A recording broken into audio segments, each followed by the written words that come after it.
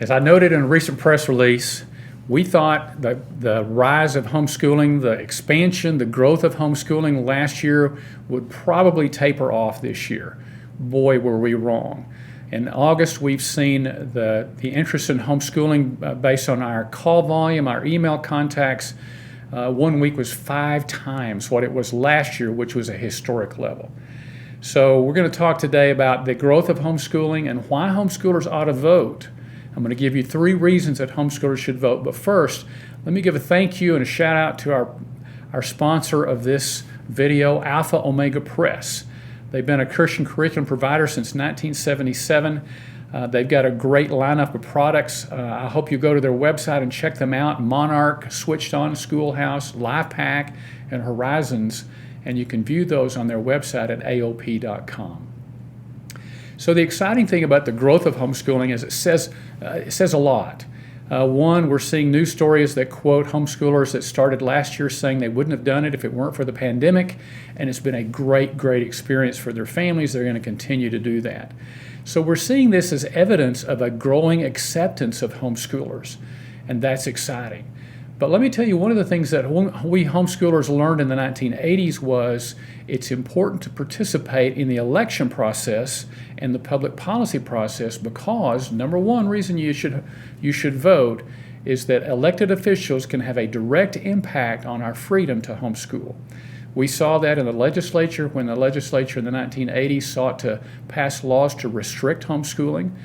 We saw that at the city council level where some city councils wanted to adopt ordinances that would hurt homeschooling, and so we also saw that in school districts. So the number one reason you should vote as a homeschooler is because elected officials can have a direct impact on our freedom to homeschool. Number two, the great reason it's even greater today is that with the passage of the UIL Equal Access Bill in the last legislative session, local school districts, as I've talked about, can now allow homeschoolers to participate in extracurricular activities in the public school, but that is a decision of the local school board. And as you know, school boards are elected by the voters in their district, and now we have one more reason that homeschoolers should vote because their school boards get to decide whether or not students can participate in extracurricular activities in their district. And finally, the third reason, the judge in the Leeper decision actually put in the Leeper decision that homeschoolers have to use a curriculum that covers the basic educational goals of reading, spelling, grammar, math, and a study of good citizenship. He took that directly out of the education code as a requirement for private schools. So the reason for this is the courts have often defined that as civics, a course of civics. As a senior in high school and public schools, I took a half a semester course in civics. It was boring. I couldn't remember most of what I took, but it was required by the education code. Today, homeschoolers use a hands-on approach, as we do in many things, in teaching good citizenship. So many families use that as an opportunity to participate in the election process along with their kids. Help them to show that how that works, the public policy process in not only lobbying the legislature, but also lobbying city council or school boards.